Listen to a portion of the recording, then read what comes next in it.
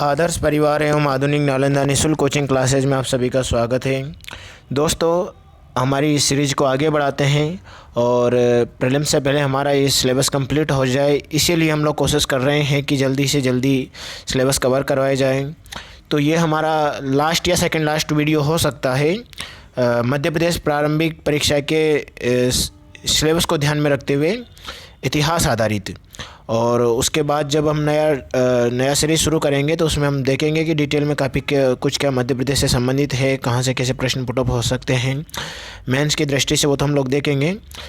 Prelims की दृष्टि से हमारा एक समय कम बचाता है, इसीलिए हम कोशिश की कि ये वीडियो आप लोगों को पीडीएफ के थ्रू, यानी कि ब्लैंक पेज वाली पीडीएफ पे ही आपको अवेलेबल कराया जाए। थोड़ा समझने की कोशिश करिएगा। इसमें अगर कोई टर्मिनोलॉजी समझ में ना आए तो आप कमेंट कर दीजिएगा, तो उसको अर्थ आप लोगों को सेंड कर दिया जाएगा। कोई शब्दावली मेरी हैंड राइटिंग से संबंधित है तो थोड़ा देख लीजिएगा। ओके, स्टार्ट करते हैं। हम बात करते हैं मध्य प्रदेश का स्वतंत्रता या राष्ट्रीय स्वतंत्रता संघर्ष में योगदान क्या है। तो मध्य प्रदेश का राष्ट्रीय स्वतंत्रता आंदोलन में क्या योगदान है, उसके बारे में हम लोग चर्चा करेंगे। साथ ही जानेंगे कि मध्य प्रदेश में इन गतिविधियों की शुरुआत कहाँ से हुई, कहाँ से कब से मानी जाती है। ये सारी चीज़ें हम लोग देखना शुरू करेंगे। चलिए आगे की बात करते हैं हम लोग कि शुरुआत यहाँ पर कब से होती है मध्य प्रदेश में। तो ये बात है वर्ष 1901 की। वर्ष 1901 में क्या होता है, जो भी गतिविधियाँ रहती हैं, एक मिनट, जो भी गतिविधियाँ रहती है उसमें भारतीय राष्ट्रीय कांग्रेस की गतिविधियों में मध्य प्रदेश के लोग भागीदारी करना शुरू कर देते हैं। और डॉक्टर हरि सिंह गौर जो प्रथम व्यक्ति रहते हैं इसमें भागीदारी करते हैं 1901 वाले सम्मेलन में। इन्होंने 1899 में जो सम्मेलन हुआ था लाहौर कन्वेंशन, उसमें भी पार्टिसिपेट किया था डॉक्टर हरि सिंह गौर ने, और ये निरंतर भागीदारियाँ करते रहे। तो 1901 में इन्होंने जब कलकत्ता अधिवेशन हुआ था तो डॉक्टर हरि सिंह गौर जो कि मध्य प्रदेश से रिलेटेड हैं, इन्होंने न्याय विभाग और शासन विभाग को पृथक करने की मांग का प्रस्ताव रखा था कि हम लोग न्याय विभाग और शासन विभाग को पृथक करने की मांग रखेंगे। ठीक है। उसके बाद 1904-05 के दौरान खंडवा में सुबोध सिंधु नाम का एक अखबार निकाला गया। एक मिनट,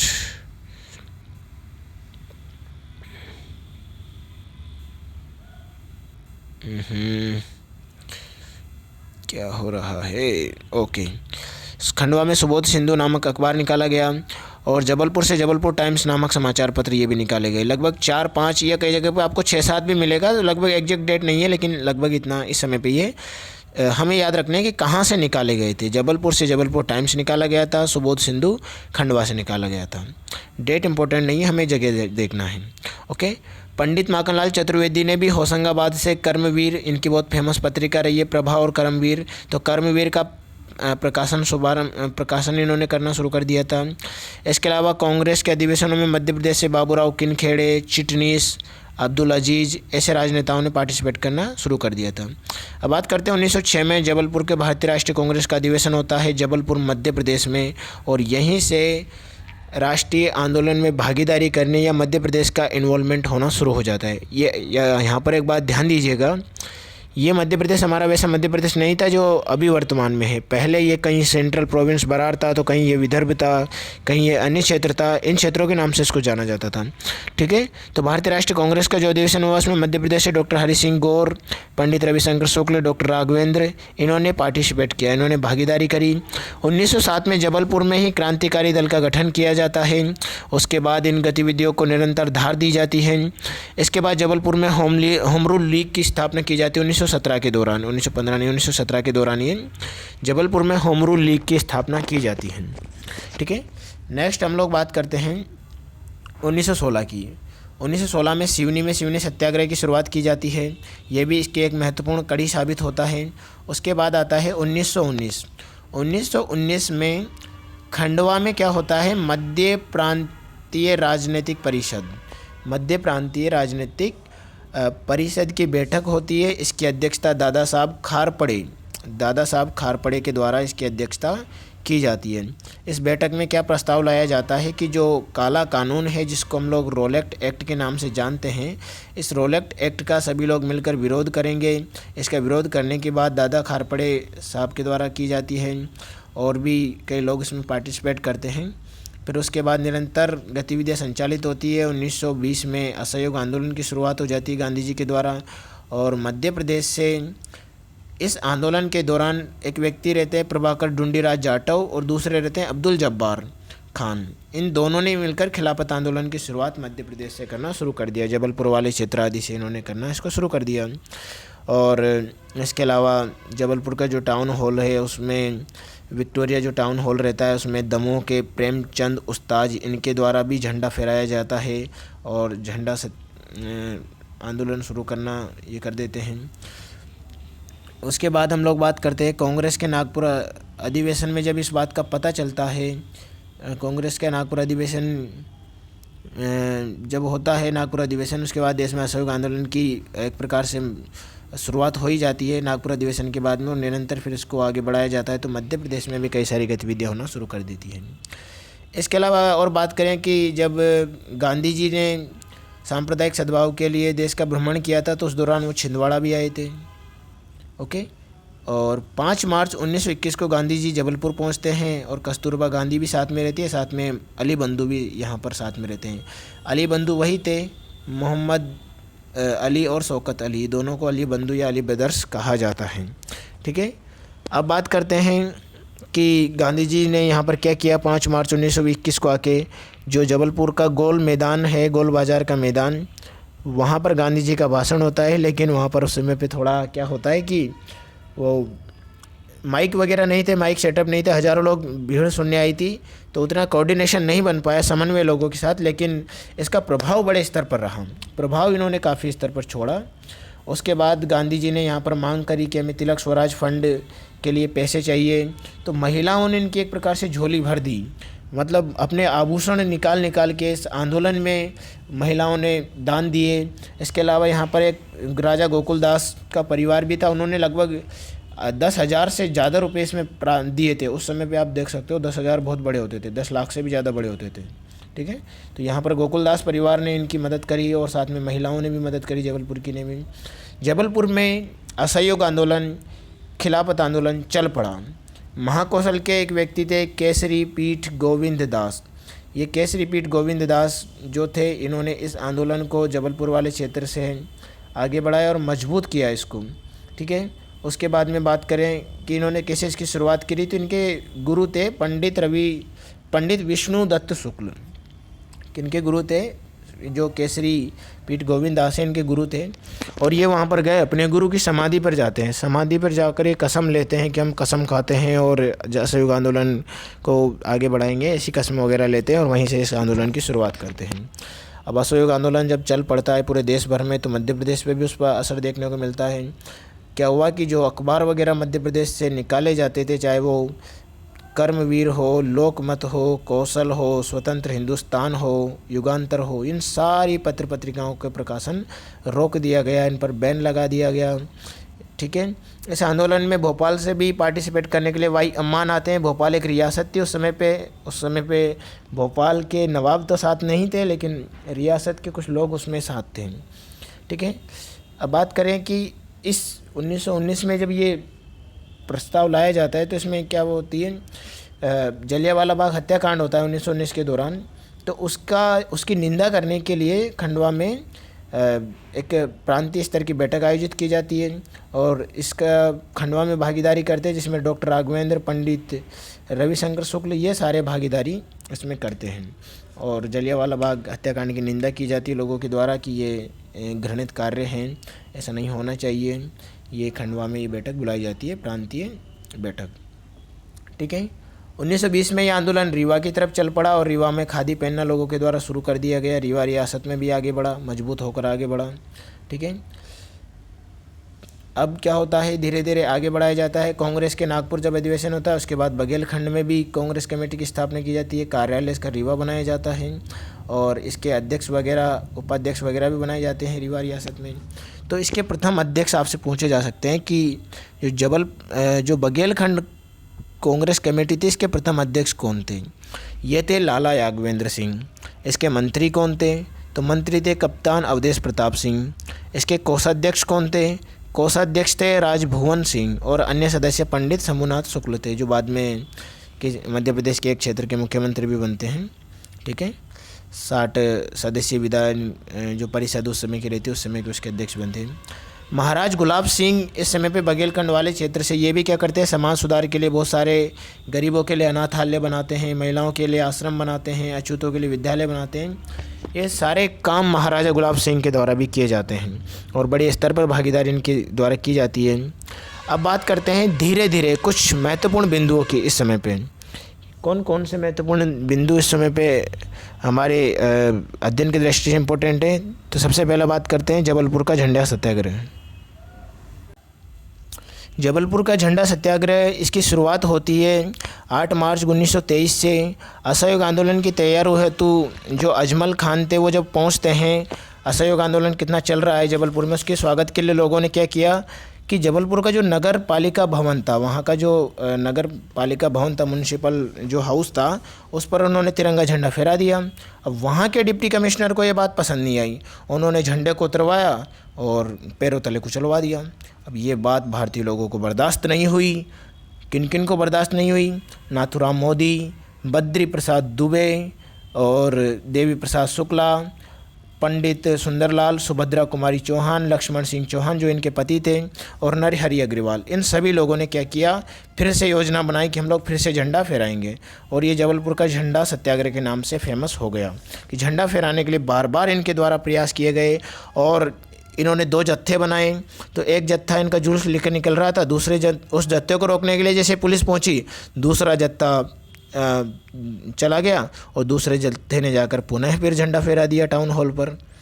मतलब उसका जो जबलपुर का जो म्यूनसिपल हाउस था, और उसका नेतृत्व कर रहे थे विश्वंभर नाथ पांडे उसका नेतृत्व कर रहे थे। मतलब झंडा उन्होंने अपने हाथ में पकड़ा हुआ था, सबसे आगे वही चल रहे थे झंडा लेकर, विश्वंभर नाथ पांडे जी। ठीक है, तो यहाँ पर विश्वंभर नाथ पांडे ने झंडा फहरा दिया। इस घटना को जब भारतीय राष्ट्रीय कांग्रेस को पता चला कि इतनी बड़ी घटना हो गई, इतने बड़े लोगों ने आंदोलन छेड़ दिया, उन्होंने कहा कि राष्ट्रीय स्तर पर इसको मनाएंगे। 13 अप्रैल 1923 को नागपुर के साथ जबलपुर में भी इस आंदोलन की शुरुआत की गई और बहुत बड़े स्तर पर इस आंदोलन को उठाया गया। इसका नेतृत्व देवदास गांधी, राम गोपालाचार्य, राजेंद्र प्रसाद, ये सारे कर रहे थे सत्याग्रह, झंडा सत्याग्रह का नेतृत्व। 3 व्यक्तित्व थे। आप डॉक्टर राजेंद्र प्रसाद को जानते हैं, देवदास गांधी भी थे, राम गोपालाचार्य भी थे। ठीक है, आगे हम लोग बात करते हैं राष्ट्रीय ध्वज फहराने पर किन किन लोगों को किन के साथ क्या हुआ। तो जो सुंदरलाल थे उनको अरेस्ट कर लिया गया, 6 माह के लिए जेल में डाल दिया गया। ओके, इसके अलावा फिर भी ये आंदोलन नहीं रुका। जब उनको अरेस्ट कर लिया गया तो जबलपुर में सरोजिनी नायडू पहुंच जाती है और मौलाना अबुल कलाम आज़ाद साथ रहते हैं।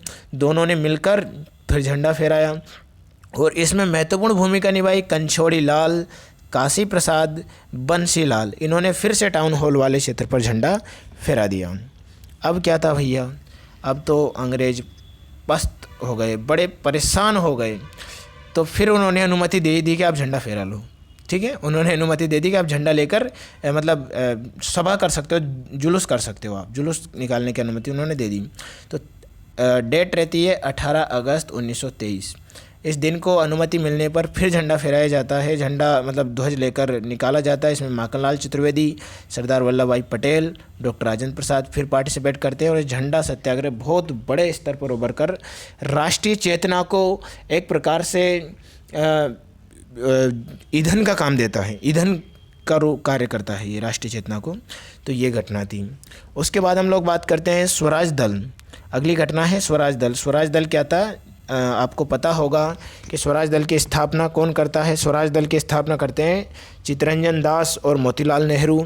और यहाँ पर बात करें कि मध्य प्रदेश में इसकी शाखाएं कहाँ थी या मध्य प्रदेश में कौन लोगों ने इसकी स्थापना करी थी, तो ये अक्टूबर 1923 में मध्य प्रदेश में भी इसका गठन किया गया। मध्य प्रांत से इसकी अध्यक्षता करते हैं ई राघवेंद्र राव। और मराठी वाला जो मध्य प्रांत है वहाँ से डॉक्टर BS मुंजे के द्वारा इसकी अध्यक्षता की जाती है। तो 2 लोगों ने इसकी जो ये था स्वराज दल, इसकी अध्यक्षता और इसके गठन करते हैं यहाँ पर इस वाले क्षेत्र में। ठीक है, और बाद में जब चुनाव होते हैं, मतलब स्वराज पार्टी की तरफ से जब चुनाव लड़ते हैं ये लोग, तो लगभग इन्होंने 70 में से 42 सीटों पर विजय प्राप्त की। एक बहुत बड़ी घटना थी स्वराज दल के लिए और इन लोगों के लिए बहुत बड़ी सफलता थी। ओके, उसके बाद हम लोग बात करते हैं और क्या क्या घटना घटित हुई। नमक सत्याग्रह। नमक सत्याग्रह की शुरुआत आपको पता ही है कहाँ हुई थी? 12 मार्च 1930 दांडी के लिए गांधी जी का साबरमती से प्रस्थान होना। लेकिन मध्य प्रदेश के संदर्भ में दांडी मार्च के स्वरूप, मध्य प्रदेश वाले दांडी मार्च तो करेंगे नहीं, यहाँ पर इन्होंने कुछ और मार्च किया, यानी कि इन्होंने और आंदोलन चलाया, सविनय अवज्ञा आंदोलन के जैसे ही अन्य आंदोलन चलाए। तो जबलपुर में पंडित द्वारिका प्रसाद मिश्र ने और सेठ गोविंद दास ने नमक बनाया 6 अप्रैल को, और इस आंदोलन को शुरुआत की, मतलब प्रतीकात्मक तौर पर इन्होंने नमक बनाया। और बाद में सिवनी में दुर्गा शंकर मेहता थे, इन्होंने गांधी चौक से नमक बनाकर इस आंदोलन की शुरुआत की। तो सिवनी और जबलपुर से आंदोलन चल पड़ा।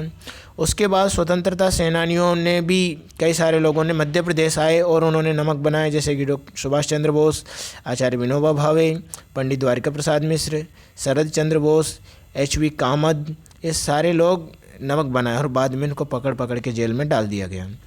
और इस आंदोलन को मध्य प्रदेश में खंडवा, सीहोर, रायपुर, इन क्षेत्रों में बड़े स्तर पर सफलता प्राप्त की इस आंदोलन ने। 8 अप्रैल को जबलपुर में एक विशाल सभा का आयोजन हुआ, पंडित रविशंकर शुक्ल उसमें शामिल थे। और इस आंदोलन के उपलक्ष्य में फिर आगे जाके 29 अप्रैल को सेठ गोविंद दास, पंडित रविशंकर शुक्ल, सुभद्रा कुमारी चौहान, माखनलाल चतुर्वेदी, विष्णुदयाल भागवा और T कृष्ण स्वामी आदि ने गिरफ्तारियां देकर इस आंदोलन को आगे बढ़ाया। मतलब उन्होंने अवज्ञा करी, सविनय अवज्ञा करी और जेल जाना स्वीकार करा। तो ये आंदोलन बढ़ चढ़कर आगे बढ़ा। चलिए अब बात करते हैं जंगल सत्याग्रह के संदर्भ में कि जंगल सत्याग्रह क्या था। ये जंगल सत्याग्रह क्या था? जब गांधी जी का सविनय अवज्ञा आंदोलन चल रहा था, ठीक इसी समय पे क्या चल रहा था? मध्य प्रदेश में जंगल सत्याग्रह चल रहा था। जैसे कि हम लोग बात करें, पंडित द्वारिका प्रसाद मिश्र और बाकी अन्य लोगों ने क्या कि प्लानिंग बनाई कि भाई जैसे गांधी जी ने नमक तोड़कर लोगों के जीवन की आवश्यकताओं की पूर्ति करने वाले उस नमक को, या जीवन में जो इम्पोर्टेंट चीज़ है नमक, उसके लिए उन्होंने आंदोलन किया। तो हम भी जंगल जो कि हर आदिवासी के लिए बहुत महत्वपूर्ण है, हर लोगों के लिए महत्वपूर्ण है, उन जंगलों के लिए, उन पर्वतों के लिए हम लोग संघर्ष करें, आंदोलन करें। ये एक प्रकार से सविनय अवज्ञा आंदोलन का ही रूप था। फ़र्क इतना था कि यहाँ पर इन्होंने जंगलों के लिए संघर्ष किया। तो ये जंगल आंदोलन चला, इसको जंगल सत्याग्रह के नाम से जाना जाता है। जंगलों के लिए लोगों ने कंबल सिर पर ओढ़े और आगे बढ़ गए, हाथ में लाठी ली, हाथ में लाठी लेकर कंधे पर कंबल रखकर जंगलों को बचाने के लिए, पहाड़ों को बचाने के लिए उनकी तरफ चले गए, छेड़ा आंदोलन को। और कई जगह पे ये उभर कर सामने आया, जैसे कि बंजारी ढाल, छिंदवाड़ा, ओरछा, हरदा, घुनघुटी, सिवनी, टूरिया, घोड़ा डोंगरी, ये जंगल सत्याग्रह ये सारे हैं। ठीक है, सिवनी का ये टूरिया जंगल सत्याग्रह बहुत फेमस है, घोड़ा डोंगरी बहुत फेमस है। तो ये याद रखना है आप सभी को। अब इसमें नेतृत्वकर्ता लोग कौन थे? तो 2 लोग इसमें नेतृत्वकर्ता थे भैया। एक तो DP मिश्रा थे, एक लाला राम वाजपेयी थी, है ना। और भी थे नेतृत्वकर्ता, उनकी भी हम लोग बात करेंगे बारी बारी से। ठीक है, सबसे पहले बात करते हैं टूरिया जंगल सत्याग्रह की। ये बात है सिवनी ज़िले की। यहाँ पर क्या चल रहा था? ऐसा ही आंदोलन चल रहा था। डेट थी 9 अगस्त को 1930 को, और टूरिया जंगल सत्याग्रह चल रहा था। तो यहाँ पर लोगों के ऊपर पुलिस के द्वारा फायरिंग कर दी गई। अंग्रेज़ों की पुलिस ने यहाँ पर फायरिंग कर दी। तो क्या हुआ कि फिर पुलिस की गोली से लगभग 4 लोग शहीद हो गए। तो यह आंदोलन बड़े स्तर पर उभर कर सामने आया। यहाँ के आंदोलन का नेतृत्व कर रहे थे मूका लोहार, और आदिवासी जो थे, गोंड समुदाय के आदिवासी लोग भी यहाँ पर पार्टिसिपेट कर रहे थे। ठीक है, नेक्स्ट हम लोग बात करते हैं घोड़ा डोंगरी सत्याग्रह। घोड़ा डोंगरी सत्याग्रह जो प्रथम था, उसकी शुरुआत गंजन सिंह कौर को करते, बंजारी के। ओके, तो हम बात करते हैं कि घोड़ा डोंगरी सत्याग्रह। इस घोड़ा डोंगरी सत्याग्रह की शुरुआत जो थी गंजन सिंह कौर को करते हैं और बंजारी सिंह कौर को करते हैं। घोड़ा डोंगरी सत्याग्रह पे यहाँ पर आपको ध्यान देने योग्य ये बात है कि आपको 2 घोड़ा डोंगरी सत्याग्रह होते हैं। एक पहला वाला होता है जो कि 1930 में होता है, दूसरा वाला होता है 1942 में होता है। तो दूसरा वाला जो 1942 में होता है उसके नेतृत्व बिरसा गोंड और जिर्रा गोंड, ये 2 व्यक्ति करते हैं। और ये भी घोड़ा डोंगरी पर होता है, ये शाहपुर बैतूल वाले क्षेत्र में, और वो भी घोड़ा डोंगरी पर होता है। ठीक है, इसमें 1942 में क्या किया गया, इनके द्वारा जो बिरसा गोंड थे और जिर्रा गोंड थे, इनके द्वारा रेल की पटरियाँ काट दी गई, वहाँ की जो डिपो वगैरह थे, लकड़ी के डिपो वगैरह, उनमें आग लगा दी गई, थाने वगैरह जला दिए गए। ये कार्य इनके द्वारा किए गए। ठीक है, तो ये 2 घोड़ा डोंगरी सत्याग्रह थे, एक 42 वाला है, एक 30 वाला है। तो दोनों याद रखने हैं। ठीक है, नेक्स्ट हम वापस आते हैं जबलपुर सत्याग्रह, ये मुझे सबसे पहले बताना चाहिए था क्योंकि इसकी शुरुआत सबसे पहले होती है। 10 जुलाई 1930 को जबलपुर सत्याग्रह की प्लानिंग जो थी द्वारका प्रसाद मिश्र करते हैं, लेकिन उनको अरेस्ट कर लिया जाता है। तो बाद में इसका नेतृत्व जो थे वो बापूजी अड़े करते हैं, है ना। प्लानिंग तो द्वारका प्रसाद मिश्र की थी, लेकिन वो अरेस्ट हो जाते हैं। तो इसके बाद में बापूजी अड़े के द्वारा इसको गठन किया जाता है। अब एक फैक्ट यहाँ पर ये भी पूछा जा सकता है कि जो संघर्ष हुआ था इस दौरान, सत्याग्रह के दौरान, दुर्गा सेना क्या थी? दुर्गा सेना क्या थी? छोटी छोटी लड़कियों ने भी एक सत्याग्रह को आगे बढ़ाने के लिए एक छोटी सी एक दल बनाया था जिसको दुर्गा सेना नाम दिया गया, दुर्गावती के नाम पर। और दूसरा जो थी वो वानर सेना थी, वो छोटे बच्चों का दल था जो सागर जिले में, ये दोनों दल थे, है ना। दुर्गा सेना लड़कियों का और बच्चों का, लड़कों का वानर सेना थी। तो ये भी दल उस समय पे बने थे सत्याग्रह के विरोध में। हमारे देश के छोटे छोटे बच्चे भी उसमें पार्टिसिपेट कर रहे थे। ये हमारे लिए बड़े गर्व की बात है। ठीक है, नेक्स्ट हम बात करते हैं चरण पादुका नरसंहार। ये चरण पादुका नरसंहार क्या है, इसकी चर्चा कर लेते हैं। चरण पादुका नरसंहार होता है भैया 1931 में उर्मिल नदी के तट पर होता है। ये छतरपुर क्षेत्र में चरण पादुका एक ग्राम था। 14 जनवरी 1931 को मकर संक्रांति के दिन एक घटना घटती है। वहाँ पर भी ठीक वैसे ही जलियांवाला बाग की तरह ही एक सभा हो रही थी शांतिपूर्वक उर्मिल नदी के किनारे।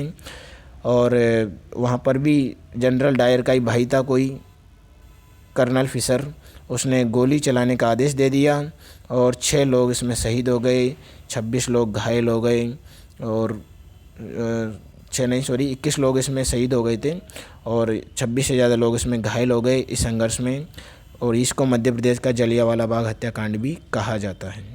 ठीक है, प्रमुख शहीद वाले लोगों की बात करें तो शहीद वाले लोगों में कौन कौन थे? तो पीपट के सुंदरलाल बरोहा शहीद हुए, शीरू कुर्मी, हलदर अहीर, हलकई अहीर, खिरवा के धर्मदास, गुना के रामलाल, ये सारे लोग इसमें पार्टिसिपेट कर रहे थे जो कि शहीद हो जाते हैं। चलिए अब हम अगले की बात करते हैं, पंजाब मेल हत्याकांड के संदर्भ में बात करते हैं। पंजाब मेल हत्याकांड क्या था? ये खंडवा रेलवे स्टेशन पर होता है 23-24 जुलाई 1931 को। और इस समय पे भागीदारी करते कौन? वीर यशवंत सिंह, ये दमोह से रहते हैं।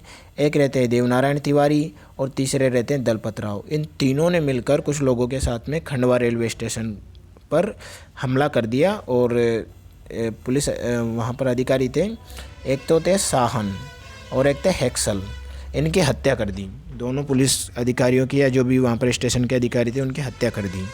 और हत्या के आरोप में जब इनको गिरफ्तार किया गया तो वीर सिंह, जो वीर यशवंत सिंह थे, उनको पकड़ के 11 दिसंबर 1931 को फांसी दे दी गई। साथ में देवनारायण तिवारी को भी फांसी दे दी गई। और तीसरे व्यक्ति जो दलपत राव बचे हुए थे, उनको काला पानी की सज़ा दी गई। उनको काला पानी मतलब अंडमान निकोबार की सेलुलर जेल में भेज दिया गया। अगली बात करते हैं हम लोग मध्य प्रदेश के सतना ज़िले से सोहावल नरसंहार की। सोहावल रियासत हिनोता ग्राम, बीर सिंहपुर तहसील और सतना में ये पड़ता है। तो ये 10 जुलाई 1938 की घटना है सोहावल नरसंहार की।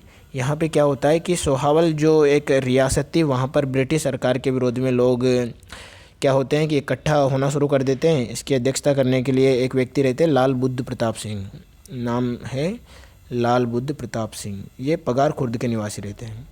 और रहते रामाश्रय गौतम, एक रहते हैं मंधीर पांडे, ये लिखा हुआ है मंधीर पांडे, देखिए ध्यानपूर्वक, मंधीर पांडे। ये लोग पार्टिसिपेट करने के लिए महाजन गांव होते हुए इस सोहावल रियासत की तरफ जाते हैं। लेकिन जब अंग्रेजी सैनिकों को पहले ही भनक लग गई थी कि ये सभा करने जा रहे हैं, अंग्रेजों के विरोध में जा रहे हैं, तो इन लोगों की गोली मारकर उन्होंने हत्या कर दी महाजन नामक गांव के पास। तो इस सोहावल नरसंहार जो है, इसको सोहावल नरसंहार या महाजन गोली कांड के नाम से भी जाना जाता है, जिसमें लाल बुद्ध प्रताप सिंह, मंधीर पांडे और रामाश्रय गौतम की मृत्यु हो जाती है। उसके बाद हम बात करते हैं भोपाल का जलियांवाला बाग कांड क्या है, जलियांवाला हत्याकांड क्या है। वैसे ये लास्ट का टॉपिक है, लेकिन अभी साथ में ही देख लें तो क्योंकि अच्छा रहेगा, एक साथ ही हम लोग सारे कांड को देख लें। तो यह होता है 15 जनवरी 1949 को बोरास गांव रायसेन की घटना है, क्योंकि उस समय पे बोरास गांव रायसेन भोपाल की रियासत में ही आता था। तो भोपाल के नवाब के विरोध में वहाँ के लोगों ने झंडा फहराने की बात कही, तो तिरंगा झंडा फहरा रहे थे। तो भोपाल के नवाब की सेना ने, एक अधिकारी थे भोपाल के नवाब के जाफ़र अली खान, इन्होंने आदेश दिया कि फायरिंग कर दो। बोरास गांव में जो लोग झंडा फहरा रहे थे नदी के किनारे, तो उन्होंने फायरिंग कर दी। और फायरिंग करने के दौरान क्या हुआ कि कुछ लोग शहीद हो गए। बैजनाथ गुप्ता, छोटे लाल, वीरधन सिंह, मंगल सिंह और विशाल सिंह, इनकी गोली लगने से इनकी गोली लगने से इनकी मृत्यु हो गई। तो इस घटना को क्या कहा जाता है? भोपाल का जलियांवाला बाग हत्याकांड। याद रखिएगा दोस्तों, यहाँ पर मैं कह रहा हूँ यहाँ पर भोपाल का जलियांवाला बाग हत्याकांड, जबकि अभी हमने पढ़ा था मध्य प्रदेश का जलियांवाला बाग हत्याकांड किसे कहते हैं। तो मध्य प्रदेश का जलियांवाला बाग हत्याकांड कहते हैं उर्मिल नदी के किनारे जो हुआ था चरण पादुका नरसंहार, चरण पादुका ग्राम में, उसको कहते हैं छतरपुर जिले वाला है। ये भोपाल वाला है, भोपाल का जलियांवाला बाग हत्याकांड। ठीक है, अब बात करते हैं त्रिपुरी अधिवेशन की। त्रिपुरी अधिवेशन जो था कांग्रेस का 29 जनवरी 1939 को होता है, 52वां अधिवेशन रहता है। इसके अध्यक्ष सुभाष चंद्र बोस रहते हैं और अध्यक्ष वाली ही घटना यहाँ पर इम्पोर्टेंट थी। क्या होता है इस अधिवेशन में? त्रिपुरी जो जबलपुर में मौजूद है, यहाँ पर गांधी जी अपने प्रतिनिधि पट्टाभी सीतारामैया को बनाते हैं और सुभाष चंद्र बोस उनके विरोध में अध्यक्ष बनने के लिए खड़े होते हैं। वोटिंग होती है तो यहाँ पर बी पट्टाभी सीतारामैया को सुभाष चंद्र बोस 203 वोट से हरा देते हैं। तो गांधी जी को लगता है भैया ये तो मेरी व्यक्तिगत तौर पे हार हो गई, मेरा आदमी, मेरा चुना हुआ, मतलब मेरे द्वारा समर्थित व्यक्ति हार गया तो मेरी हार है। तो क्या हो जाते हैं, थोड़े उनके बीच में अनबन भी हो जाती है। लेकिन दोनों ही देशभक्त, चाहे वो सुभाष चंद्र बोस हो चाहे गांधी जी हो, दोनों ही राष्ट्र की सेवा करना अंतिम समय तक नहीं छोड़ते हैं, राष्ट्र के लिए अंतिम समय तक भी शहीद हो जाते हैं। ठीक है, ये हमें याद रखना है। तो सुभाष चंद्र बोस ने यहाँ पर बी पट्टाभी सीतारामैया को हरा दिया था। बी पट्टाभी सीतारामैया को आप जानते भी है, बाद में जाके ये मध्य प्रदेश के राज्यपाल भी बनते हैं, प्रथम राज्यपाल। ओके, अब कुछ अन्य महत्वपूर्ण तथ्य जो कि मध्य प्रदेश के स्वतंत्रता आंदोलन से संबंधित है लेकिन इम्पोर्टेंट है, ये थोड़ा आप लोग देख लीजिएगा। ओके, चलिए तो सम इम्पोर्टेंट फैक्ट हम लोग डिस्कशन कर लेते हैं। सबसे पहले बात करते हैं स्वामी ज्ञानानंद। स्वामी ज्ञानानंद की प्रेरणा से रतलाम में क्या हुआ? रतलाम कांग्रेस कमेटी का गठन किया जाता है और प्रथम अध्यक्ष इसके कौन बनते हैं? वो बनते हैं उमरा खान। ठीक है, उमरा खान प्रथम अध्यक्ष बनते हैं रतलाम कांग्रेस कमेटी के। वर्ष 1931 में रतलाम में ही क्या किया जाता है? महिला सेवा दल का भी गठन किया जाता है। ठीक है, महिला सेवा दल 1931 में बनता है, 1920 में रतलाम कांग्रेस कमेटी बनती है। और 1922 की बात करें तो भोपाल रियासत की जो सीहोर कोतवाली थी, वहाँ पर विदेशी वस्त्रों की होली जलाकर उनका बहिष्कार किया जाता है, क्योंकि इस समय पे स्वदेशी आंदोलन और असहयोग आंदोलन साथ में चल रहा था। तो ये याद रखना है। अब अगली घटना है 1933 की। 1933 में महात्मा गांधी 10 महीने के लिए कहाँ जाते हैं? पूरे देश के भ्रमण पे जाते हैं हरिजन उद्धार के लिए, हरिजनों के कल्याण के लिए वो दौरा करते हैं। तो मध्य प्रदेश में कई जगह पे पहुँचते हैं। 1934 में मध्य प्रदेश में जो झाबुआ जिला था, वहाँ से शराबबंदी, हरिजन उद्धार, विदेशी वस्त्रों का बहिष्कार, इनके लिए भी आंदोलन किया जाता है।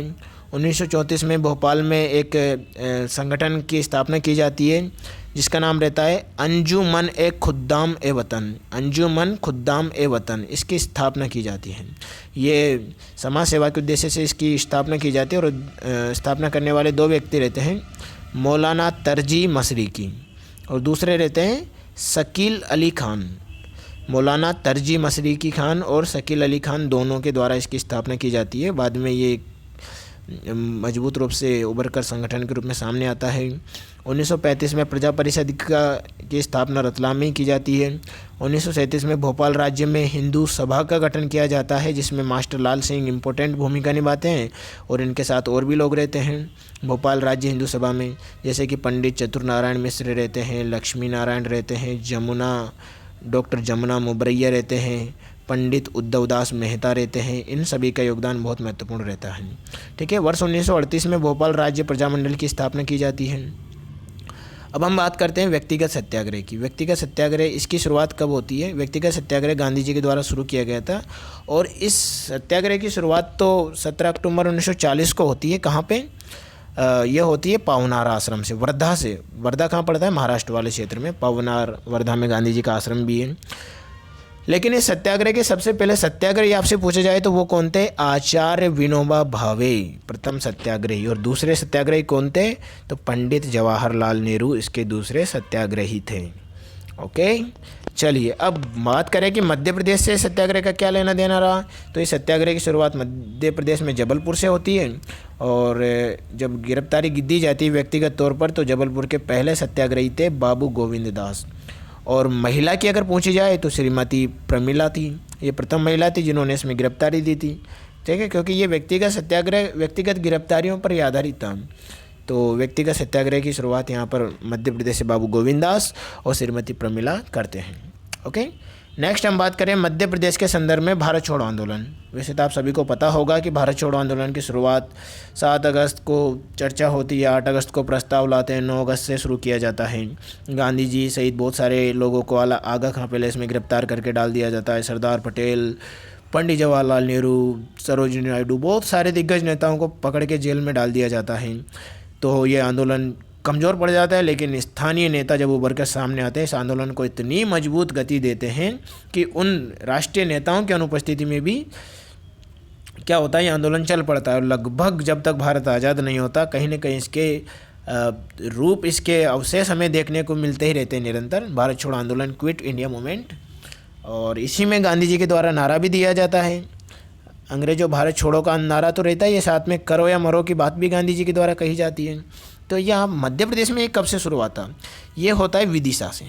विदिशा में मराठी समुदाय के जो युवक थे उन्होंने इस आंदोलन की शुरुआत करी, और फिर 2 अक्टूबर 1942 को मंडलेश्वर में क्रांतिकारियों ने जेल तोड़ी, और वहाँ से लेकर बड़े स्तर पर वहाँ के लोगों को मुक्त करा दिया, कैदियों को, और बड़े स्तर पर इसको चलाया। इस आंदोलन में जो गिरफ्तार हुए थे वो आचार्य विनोबा भावे मध्य प्रदेश से गिरफ्तार हो गए थे, और मध्य प्रदेश में काका कालेलकर, सेठ गोविंदास, इनको भी गिरफ्तार कर लिया गया था। जेलों में काका कालेलकर का जो भाषण था बहुत फेमस हुआ था, आप जानते भी होंगे काका कालेलकर को। ओबीसी आयोग में आरक्षण से संबंधित समिति के ये प्रमुख भी बनाए जाते हैं, काका कालेलकर समिति के। और जो पंडित द्वारिका प्रसाद मिश्र थे, इन्होंने जेल में एक महाकाव्य लिखा था जिसका नाम था कृष्णायन। कृष्णायन नाम से महाकाव्य की रचना भी इनके द्वारा की जाती है। नेक्स्ट अब बात करते हैं हम लोग, जबलपुर में भारत छोड़ो आंदोलन की शुरुआत तिलक भूमि तलैया से होती है। यहाँ पर क्या होता है, 11 अगस्त 1942 को जो एक जगह रहती है बड़ा फुवारा, वहाँ पर सुभद्रा कुमारी चौहान जाती है, लोगों को मोटिवेट करती है, नारा देती है, भारत छोड़ने की बात कहती है, लोगों को संबोधित करती है, कविताएं वगैरह पढ़ती है। तो उनको क्या किया जाता है, 12 अगस्त को उन्हें अरेस्ट कर लिया जाता है, अरेस्ट करके उन्हें जेल में डाल दिया जाता है। तो फिर ये आंदोलन बड़े स्तर पर चल पड़ता है मध्य प्रदेश में भी। तो जबलपुर में ये चलता है बड़े फुहारे से, और फिर बड़े स्तर पर उभर कर सामने आता है। उज्जैन रियासत जो उस समय पे ग्वालियर का भाग होती थी, ठीक है, ग्वालियर रियासत जो सिंधियाओं की रियासत थी उस समय पे, उस उज्जैन जो था उस ग्वालियर रियासत के भाग में अवंती लाल जैन थे, उनके नेतृत्व में आंदोलन हुआ। और नीमच मंदसौर में आंदोलन कर रहे थे सीताराम काटजू, ये भारत छोड़ो आंदोलन के प्रमुख स्थानीय नेता थे।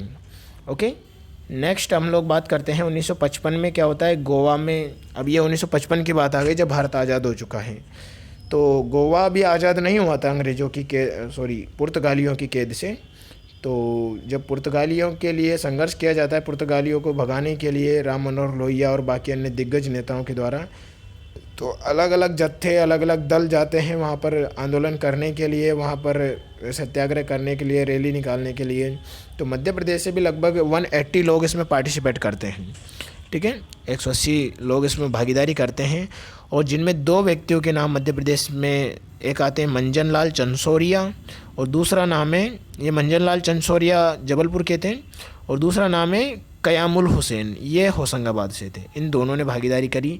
एक महिला है जिनका नाम है श्रीमती सहोदरा राय, सहोदरा राय ने भी इसमें भागीदारी करी इस आंदोलन में, तो याद रखिएगा इनका भी बहुत महत्वपूर्ण योगदान रहा। ओके, चलिए अब बात करते हैं हम लोग कुछ अन्य आंदोलनों की, जो कि जैसे रीवा का चावल आंदोलन। अब ये रीवा का चावल आंदोलन कहाँ होता है, ये रीवा मध्य प्रदेश में होता है 28 फरवरी 1947 को। और ये क्यों होता है, ये होता है जबरिया लेहवी, मतलब जबरन टैक्स वसूला जाता है, चावल वगैरह की खेती पर जबरन टैक्स वसूला जाता है। तो इसका विरोध करते हैं कौन, त्रिभुवन तिवारी। त्रिभुवन तिवारी ये बधवार ग्राम से रहते हैं, बधवार ग्राम। तो इन्होंने रीवा वाले क्षेत्र से इसका विरोध किया। तो और साथ में रहते हैं भैरव प्रसाद उर्मालिया, भैरव प्रसाद उर्मालिया ये शिवराजपुर से रहते हैं। तो रीवा में जो सैनिक रहते हैं, अंग्रेजी अफसर और बाकी जो रीवा रियासत के कुछ सैनिक वगैरह, ये मिलकर इनकी हत्या कर देते हैं। तो उसके बाद ये आंदोलन चल पड़ता है और बड़े स्तर पर यह आंदोलन मुखर कर सामने आता है। और बाद में उनको ये जो जबरिया लेहवी है ये टैक्स ख़त्म करना पड़ता है जब भारत आज़ाद हो चुका होता है, ठीक है। नेक्स्ट हम बात करते हैं, ऐसा ही आंदोलन सीधी ज़िले में भी होता है। सीधी ज़िले में होता है चावल आंदोलन का, जिसका नाम रहता है चरूर हईबा। क्या नाम रहता है भैया? चरूर हैबा। नाम याद रखिएगा, सीधी में होता है चरूर हैबा। ये भी चावल आंदोलन ही था। चावल पर जबरन टैक्स लेकर ये किया गया था, टैक्स लेने के विरोध में किया गया था। नेक्स्ट अब हम लोग बात करते हैं भोपाल रियासत का भारत में विलय कैसे हुआ। तो भोपाल रियासत के उस समय पे जब भारत आज़ाद हो गया था, तब भी भोपाल का जो नवाब था, नाम था नवाब का हमीदुल्ला खान।